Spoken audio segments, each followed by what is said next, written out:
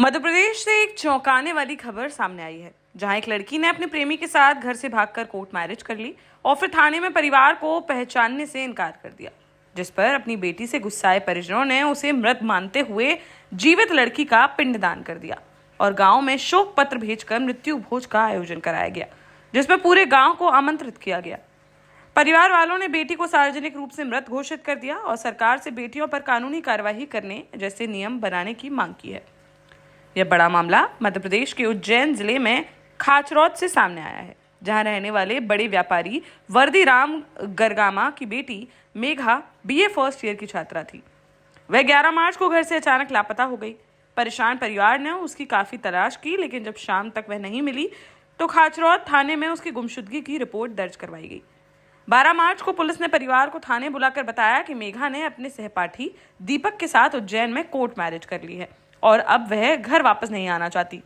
जब परिवार के लोग थाने पहुंचे तो मेघा ने उन्हें पहचानने से ही इनकार कर दिया, जिससे नाराज होकर परिवार ने अपनी बेटी को मरा हुआ मान लिया और पूरे गांव में शोक पत्र भिजवाए गए।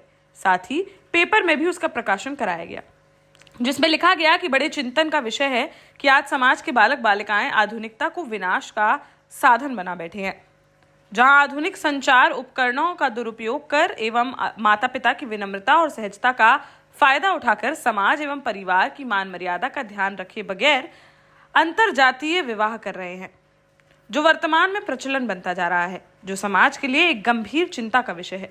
आज इस पीड़ा से पीड़ित एक परिवार ने एक बड़ा निर्णय लिया है, जो शायद परिवार एवं समाज की मान मर्यादा को लेकर सभी बालक बालिकाओं को एक नई दिशा एवं प्रेरणा प्रदान कर सके।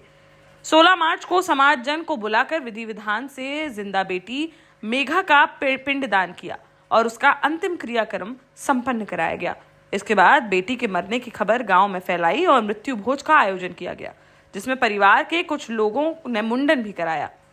मेघा के भाई रघुनंदन ने रुंधे हुए गले से भावुक होते हुए बताया कि जिस बेटी को परिवार ने 20 सालों तक पाला, उसने एक लड़के के लिए अपने परिवार को छोड़ दिया, जिससे परिवार को गहरा सदमा पहुंचा है।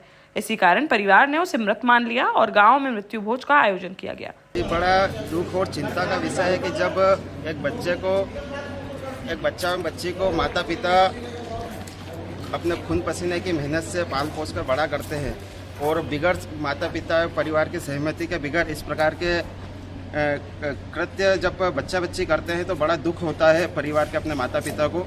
मेरा सभी युवाओं से लड़कियां लड़कियों से निवेदन है कि बड़े सोच समझ के माता पिताओं की सहमति लेकर ही इस प्रकार के कदम उठाए।